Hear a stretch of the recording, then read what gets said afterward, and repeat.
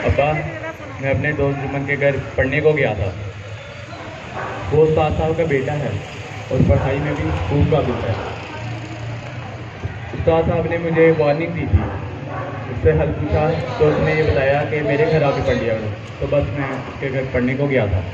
बेटा, नंबरों की कोई बात नहीं, असल बात तो ये है कि इंसान तालीम का मकसद हासिल करे, वो अच्छा इंसान बन जाए। नंबर कम भी आए तो खैर, लेकिन अगर इंसानियत ना सीख पाए तो ये नाकाबिले तलाफी नुकसान है। अब्बा जान, उस्ताद साहब ने मुझे वार्निंग दे दी है। वो कह रहे हैं, उन्होंने सख्ती से मुझे कहा है कि अगर इस दफ़ा अच्छे नंबर हासिल ना कर सका तो मुझे सज़ा देंगे। बेटा, उस्ताद बहुत ही काबिल एहतराम हस्ती है। वालिदैन के बाद सबसे ज़्यादा लायक एहतराम। उनकी बातों का बुरा नहीं मनाते। मैं तो अक्सर तुम्हें ये कहता रहता हूँ कि बस अपने उस्ताद का एहतराम किया करो। सब फैज़ उस्ताद की ताज़ीम से हासिल होता है। अब्बा जान, मैंने आपकी बात पल्ले से बांध रखी है। मैं उनके हुक्म पर जो कर सकता हूँ ज़रूर करता हूँ। मैं आपसे उनकी शिकायत नहीं कर रहा और ना ही उनकी बातों का बुरा मनाता हूँ। मैं तो अपने दोस्त जुम्मन के घर भी सिर्फ इसलिए पढ़ने जाता हूँ कि उस्ताद साहब की ये आरज़ू पूरी कर दूँ और नुमाया नंबर हासिल करके उनके दिल में मज़ीद मकाम पाऊँ। शाबाश मेरे बेटे, शाबाश। अगर तुम उस्ताद की इज्जत और खिदमत करते हो तो ज़रूर कामयाब होगे। बेटा, उस्ताद ऐसी शख्सियत है जो हमेशा अपने तलबा को खुद से बुलंद मुकाम पर देखना चाहता है। वो आपकी तरक्की से खुश होता है। अब्बा जान, मेरे लायक कोई काम नहीं बेटा, शुक्रिया बहुत बहुत। फिर मुझे इजाज़त दें अब्बा जान। जी बेटा।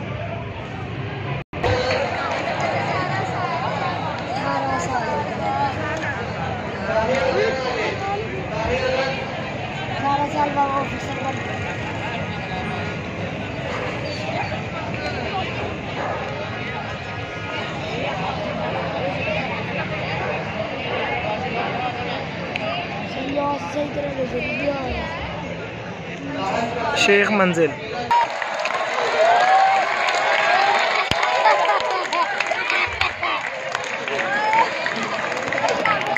पीछे चुप। ठीक है, बस करो।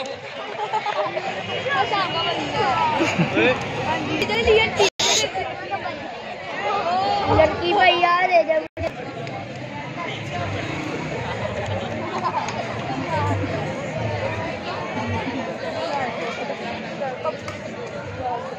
सामने पड़ी है। चलो बोलो।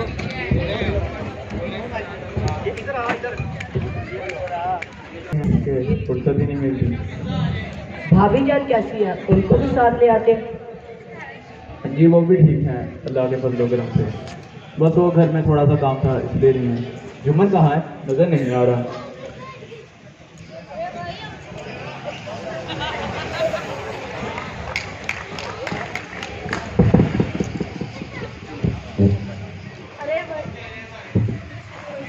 ऐसी क्या मसरूफियत थी? खैर से मालिक ने घर का बुलावा किया है। टिकटें भी आ गई हैं, पर तो हम हज पे नहीं जा रहे हैं। माशाअल्लाह। मुबारक हो फरोफोट, खुदाई देखिए मुसलमानों की जिंदगी में लेकर आए। आमीन आमीन।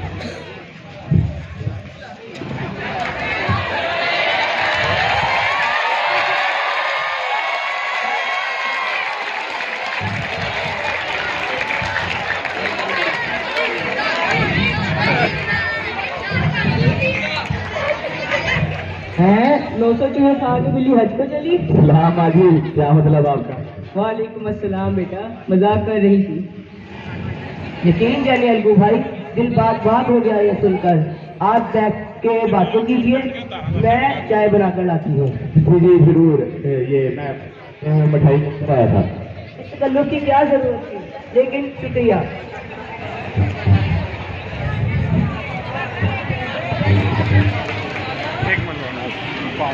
ओके। मुझे खुदा के करम के बाद तुम्हारी किस्मत और मुकद्दर का असर लगता है। तो के साथ जो तुम्हारे साथ मिलके खेती में शराकतदारी में शुरू की है, सबसे हर तरफ बरकत ही बरकत है। मैं तो दूसरे गांव में अक्सर पंचायत के लिए भी जाता रहता हूँ, मगर तुम सारा दिन मेहनत करते हो। तुम्हारा बहुत बहुत शुक्रिया। अरे भूल गया, दोस्ती में कोई शुक्रिया नहीं होता। मुखलिस दोस्त बहुत कम मिलते हैं। तुम्हारे भी तो मुझ पे बहुत असरात हैं। देखा, उस मुकद्दस मकाम पर जाकर मेरे लिए भी दुआ करना कि खुदा मुझे भी उसकी ज़ियारत नसीब फरमाए। खुदा जन्नत में घर करे जुम्मन के खालू का। वो कहते थे कि ज़मीन बेचकर हज को जाएंगे, मगर तो खुदा को मंजूर। उनके जाने के बाद तो मेरा इस दुनिया में कोई सहारा ही नहीं। तो खुदा भला करे जुम्मन का, जो मुझे अपने घर ले आया, मुझे रोटी कपड़ा देने का वादा किया। मैंने भी अपनी मलकियत इसके नाम लिख दी है और खुदा इससे नेक हदायत है। खाला, जुम्मन बड़ा सादतमंद है, आपको अपनी माँ का दर्जा देता है। वो आपको पूरा पूरा ख्याल रखेगा। आपको कोई शिकायत हो तो बताइए। भाई कौन करूँ? बटन ऑन कर। अभी तो नहीं, बाद में बेदीद ना हो जाना। और ऊंची बोलते होते, ड्रामे में ऊंची बोलते हैं, सही लाइव ड्रामे में। सही जगह खुशी रहता है।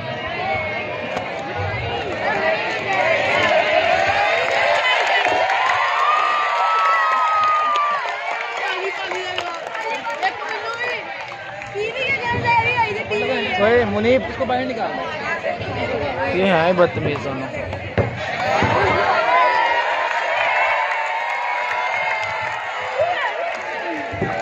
अरे ओ कमबख्त, मिठाई मुझे भी दे, मेरे लिए आराम है क्या?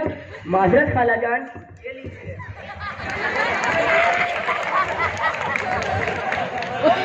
इसे तो खुदा ही बना दे, तुझी को तो भूखा ही मारना चाहते हैं। माजरत खाला जान, माफ कर दीजिएगा। अलगूज के इंतजाम मुकम्मल हो गए क्या? जी हाँ, सब तैयारियां मुकम्मल हैं। बस अब से मेरा घर और खेतों में साथ माल मवेशी अब तुम्हारी जिम्मेदारी है। तुम बेफिक्र हो। अपने दोस्त के होते हुए मुझे फिक्र हो भी तो कैसी। चलो अच्छा, फिर अब मुझे इजाजत दो, मैं चलता हूँ।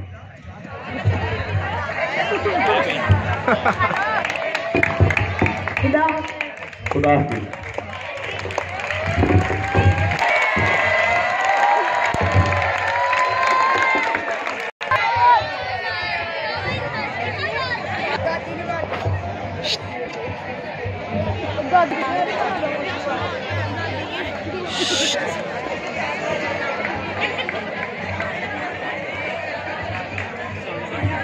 देख भाई जुम्मन, बस बहुत हो गया, अब मैं बर्दाश्त ना करूंगी।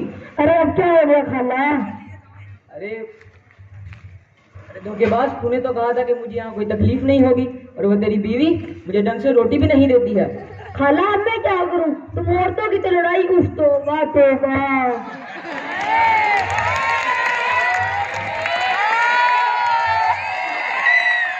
अरे डरपोक, अपनी बीवी से कहता क्यों नहीं कि मेरी इज्जत करे और मेरा ख्याल रखा करे? मर्द होकर बीवी से इतना डरता है कि हक बात भी नहीं करता। मैं माजरत चाहता हूँ खाला, मैं कुछ नहीं कर सकता। वाह भाई वाह, तो मेरी जमीन क्या बाप का माल समझ के अपनी मलकियत में ले ली थी। देख जुम्मन, तू इस मामले से पल्ला नहीं छुड़ा सकता। मैंने तुम्हारे खाने का बंदोबस्त किया, रहने को जगह दी, जैसा वैसा लिबास भी मुहैया करता हूँ। अब तुम मेरी जान ले लो। तेरी जान का मैं क्या करूंगी?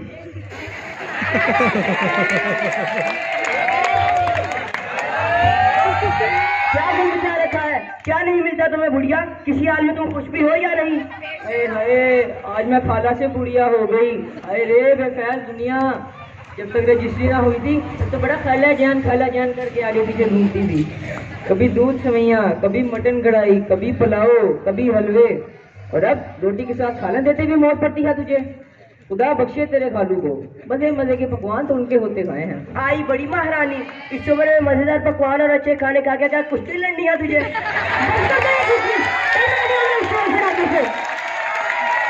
तब तो मैं भी बहुत आ गई हूँ। देख जुम्मन, मेरा निभा तुम लोगों के साथ ना होगा। मुझे चंद रुपए दे दो, मैं अपना अलग पका लूंगी। पैसे दरख्तों पर नहीं उठते, कोई पैसे नहीं मेरे पास, जो करना कर लो।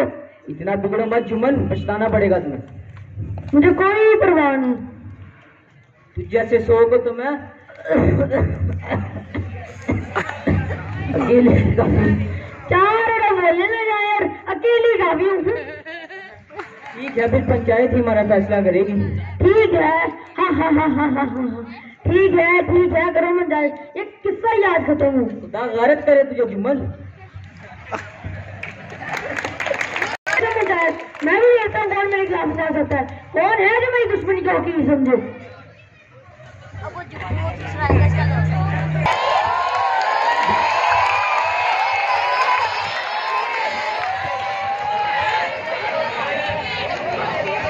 छोड़।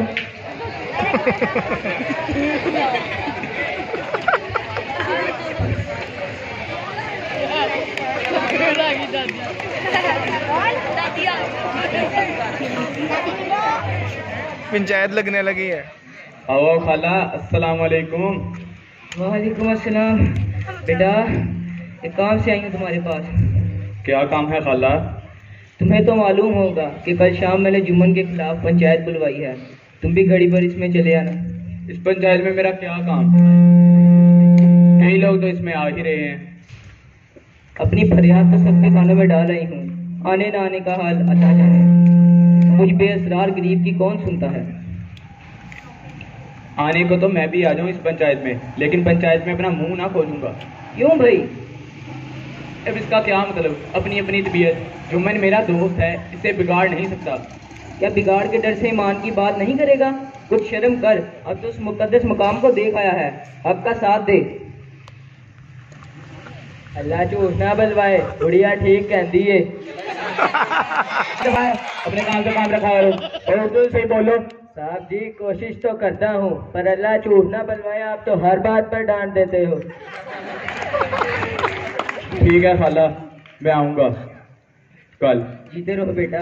खुदा नेक नियत और सच बोलने की तौफीक अता फरमाए। साहब जी मैं भी जाऊँगा। चुप कर, मैं भी जाऊँगा बच्चा। काम कर अपना। सिपाही का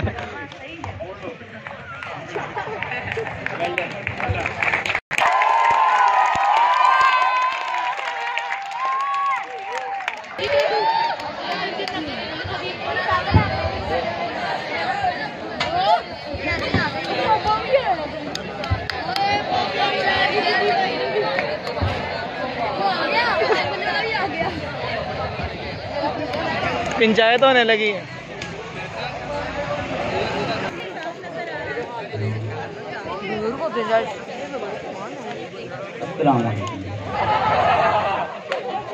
अगर पंचायत में सारे हाजिर आगे हैं तो वक्त को ज़ाया किए बगैर पंचायत शुरू की जाए। हाँ भी बड़ी खाला, अपना मौक़िफ़ पेश करो।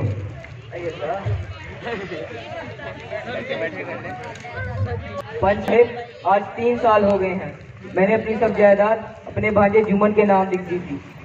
इसने भी मुझे जिंदगी भर रोटी कपड़ा देने का वादा किया था। साल 6 महीने तो मैंने किसी तरह रो धो कर काट लिए, मगर अब दिन रात का रोना धोना मेरे से नहीं सहा जाता। ये ढंग से खाना भी नहीं मिलता। बेकस बेवा हूँ, तुम लोगों के अलावा किसको अपना दर्द सुनाऊँ? तुम लोग जो फैसला करोगे मुझे कबूल होगा। अगर मैं गलत हूँ तो मुझे बुरा कहो, लेकिन अगर जुम्मन की गलती देखो तो उसे समझाते क्यों नहीं कि क्यों किसी गरीब की आह लेता है।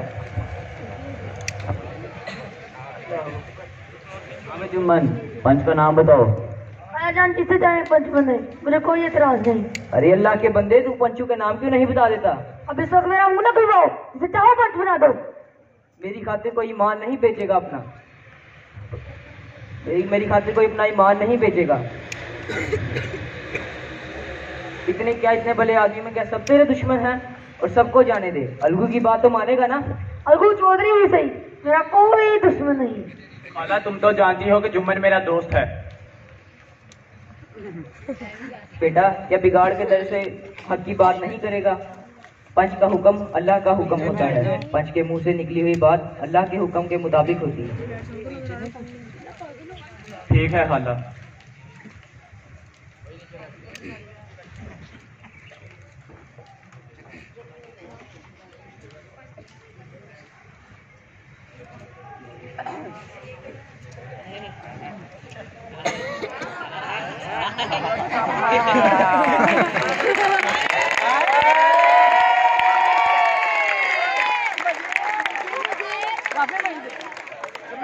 ठीक है, तो पंचायत शुरू की जाती है। शेख जुम्मन, हमारी और तुम्हारी बहुत पुरानी दोस्ती रही है। जब भी मुझे जरूरत पड़ी तुमने मेरी मदद की, और मुझसे भी जो बन पड़ा मैंने तुम्हारे लिए किया। मगर ये हक और इंसाफ का मामला है। इस वक्त ना तुम मेरे दोस्त हो और ना मैं। खाला ने अपना मौक़िफ़ पेश किया और तुम भी अपना मौक़िफ़ पंचायत के सामने बयान करो। पंचो, मैं खाला को अपनी माँ का दर्जा देता हूँ। इनकी खिदमत में मैं कोई कसर नहीं छोड़ता। हाँ, और तो मैं जरा अनबन रहती है, इसमें मैं मजबूर हूँ। खलाजान का मुतालबा है कि इनको माहवार रकम दी जाए, जो कि मेरे लिए नामुमकिन है।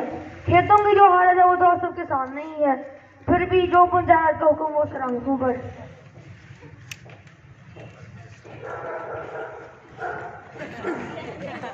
हाँ भी जुम्मन, सारा मामला सुनने के बाद तुम्हारा जो फैसला होगा हम उस पर मुत्तफिक हैं।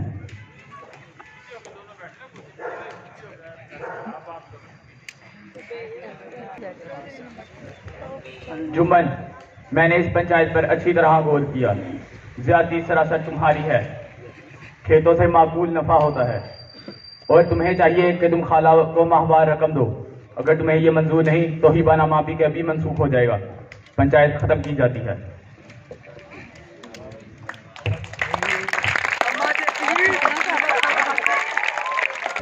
मैं भी सेंड कर भरोसा करे उसकी गर्दन पर छुरी फेर दी जाए।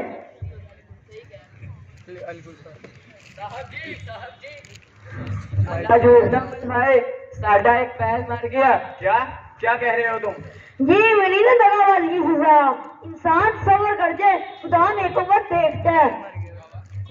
मुझे तो लगता है इसी जुम्मन ने इसे दर्द दिलवाया है। साहब जी लुटे गए, अब हम क्या करेंगे? चाहिए चलो उधर चले। ये तो तुम्हारा इतना अच्छा दोस्त तो इसने तुम्हारा ऐसा क्यों किया? अपनी अपनी तबीयत मोटे खाने चलते हैं।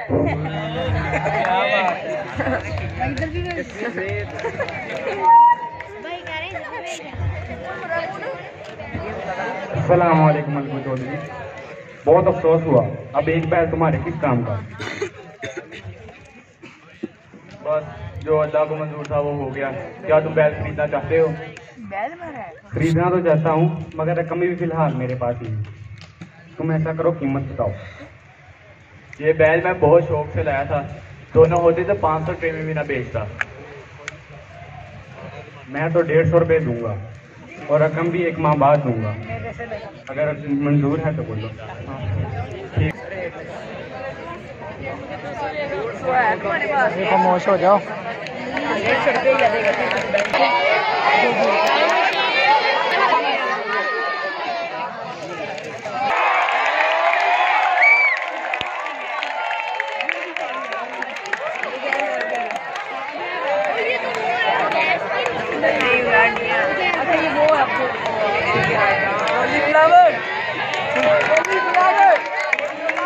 हाय हाय क्या हो गया?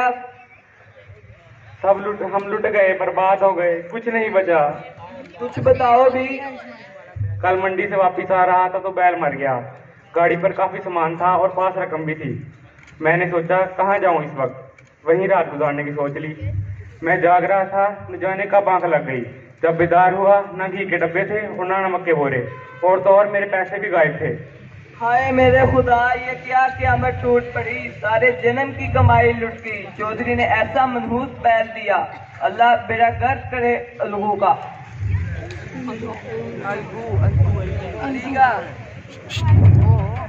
कौन है भाई? आ जाओ।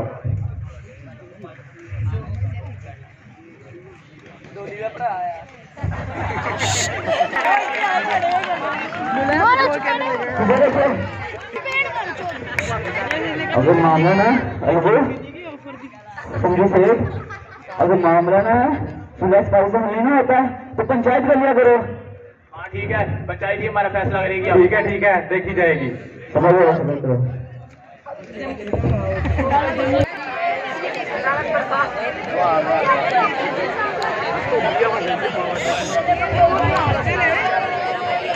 बस करो बस करो।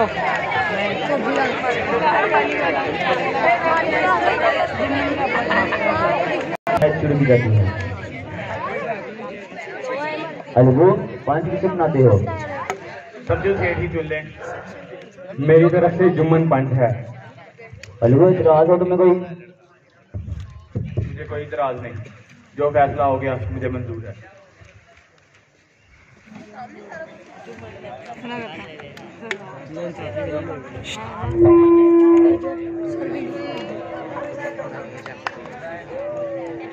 शेख जुमन, तुम इस वक्त इंसाफ की ऊंची मसन पर बैठे हो।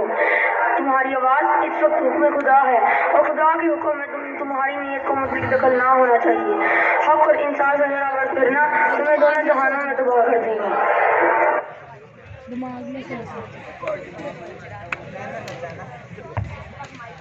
हाँ भाई अलगू, तुम अपना मौक़िफ़ बयान करो। पंचो, समझू सेठ एक माह के उधार पर मेरे से बैल लेकर गए थे। हर एक माह में इन्होंने बैल के साथ गैर इंसानी सलूक किया। उस पर जुल्म करते रहे। उसकी बसात से बढ़कर उस पर वजन लगा। दिन में 4-4 चक्कर मंडी के लगाते थे। उस बेचारे को कुछ खाने पीने तक ना दिया। अब जब बैल मर गया है तो मेरी रकम देने से इनकारी है। ठीक है, बैठ जाओ। हाँ भाई समझू, अब तुम अपनी बात करो। बैल इसका मर गया है, अब मैं किस चीज़ की रकम अदा करूं? मैंने इसका बैल 1 माह इस्तेमाल किया है, ये चाहे तो मेरा 2 माह इस्तेमाल कर ले। इसका बैल मरने के साथ साथ मेरा भी तो चोरी होने से बहुत सा नुकसान हुआ है। जब तुमने बैल खरीदा था क्या वो बीमार था? जी नहीं। ठीक है, बैठ जाओ। एविडेंस इकट्ठे कर ले चौधरी।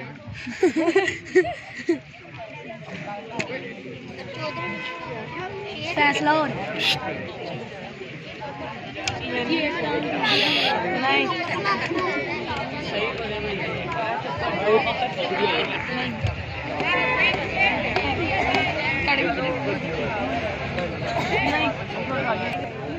अलगू चौधरी और समझू से पंचों ने तुम्हारे मामले पर गौर किया है। समझू को बैल की पूरी कीमत अदा करना होगी, क्योंकि बैल जैसे उनके घर आया उसे कोई भी माली लाया ना थी। अगर समझू उसी वक्त बैल की पूरी कीमत अदा कर देता तो कीमत के वापसी का मुतालबा दोबारा नहीं कर सकता था। समझे सेठ, तुमने एक बेजान जानवर को मारा है, तुमसे तावान भी लिया जाएगा। इसका असली मामले से कोई ताल्लुक नहीं। समझो सेठ का बहुत नुकसान हुआ है, इसके साथ कुछ रायत होनी चाहिए। एक तो बैल मर गया, दूसरा चोर सामान और नकदी लेकर चलते बने। इन हालात में वो बेचारा क्या करे? ये सब अलगू पर मुनसिर है। वो चाहे तो कुछ रायत कर सकता है, लेकिन वो चाहे उसे मजबूर नहीं कर सकती।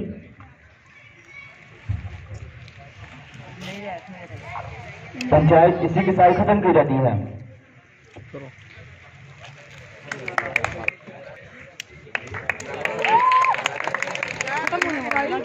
जब से तुमने मेरी पंचायत की थी मैं तुम्हारा दुश्मन था, लेकिन अब पंचायत की मुसद पर बैठे हुए बैठना कि ना कोई किसी का दोस्त होता है और ना किसी का दुश्मन। शुक्रिया तुम्हारा बहुत ज्यादा, तुम मेरे वाकई अच्छे दोस्त हो। शुक्र खुदा का।